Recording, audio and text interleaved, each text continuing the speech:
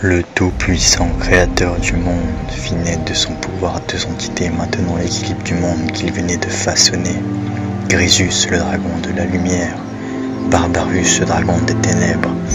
Il peupla ensuite la terre d'hommes, puis créa en dernier l'ordre des Célestiens, les êtres éternels, chargés de protéger et de veiller sur nous, simples mortels. Corvus fut un grand maître célestien.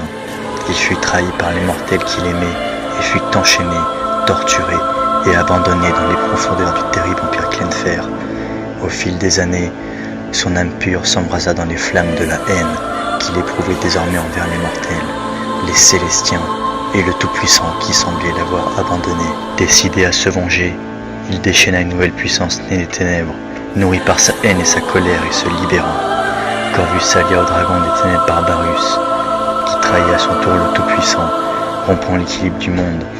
Ensemble, ils mirent à feu et à sang la terre des hommes ainsi que le royaume céleste du Tout-Puissant et des Célestiens. Alors que le monde était leur, Corvus et Barbarus durent se confronter à ceux qu'on appelle les 5 grands héros.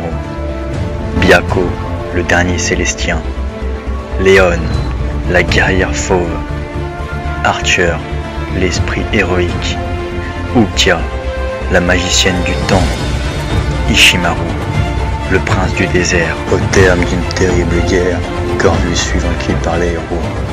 Barbarus fut aussi détruit au terme d'un féroce combat avec son frère de lumière, Grésus, formant un tout, un équilibre entre la lumière et les ténèbres. L'un ne peut exister sans l'autre.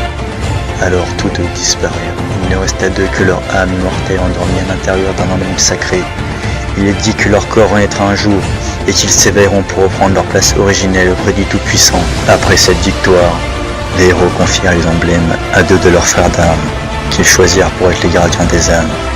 Ils se séparèrent ensuite pour lutter contre les grandes forces ténébreuses révélées par Corvus et Barbarus, qui ravagent encore le monde aujourd'hui.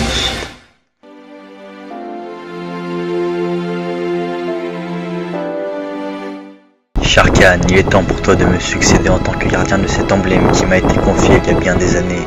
Sa protection te revient à présent. Protège-le comme je l'ai fait.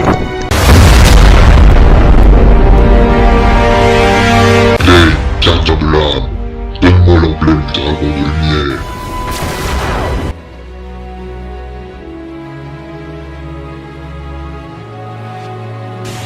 J'ai le devoir de la protéger, vous ne l'aurez pas. L'épée légendaire Elucidator. Un simple mortel ne pourrait contenir un tel pouvoir. Seul quelqu'un du niveau d'un maître célestien en serait capable. Assez. Personne ne s'oppose à mon pouvoir. Le monde entier tombera bientôt devant mon nom. Faut alors le chevalier noir de la domination et de la soumission. Donne-moi l'emblème.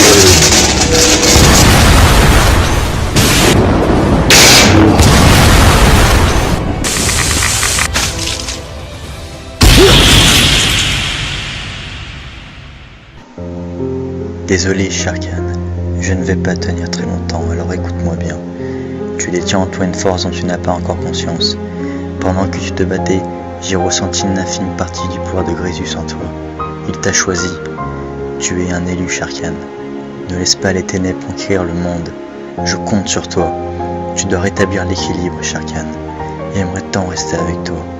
Sache que je t'aime et que je t'aimerai toujours.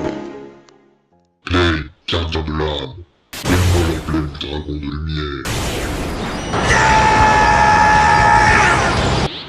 Glenn, mon gardien, était sa seule famille. Tu l'as privé de l'aide qui comptait le plus au monde pour lui, chevalier. Par ta folie meurtrière, tu as déchaîné la colère du grand Grésus. Ma haine envers toi ne pourra s'éteindre que lorsque ton sang l'aura apaisé.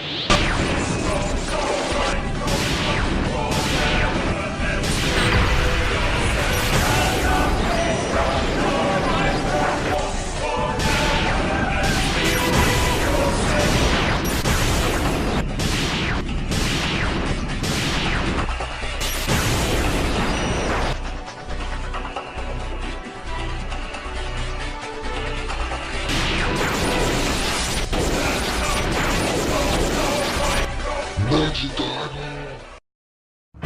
Comment est-ce possible? Grésus n'ayant pas de corps physique s'est éveillé à travers celui de ce garçon. Ne vous inquiétez pas, Seigneur Corvus, mon père. Rien ne nous arrêtera. Nous, l'ordre des Chevaliers Noirs, achèveront ce que vous avez commencé.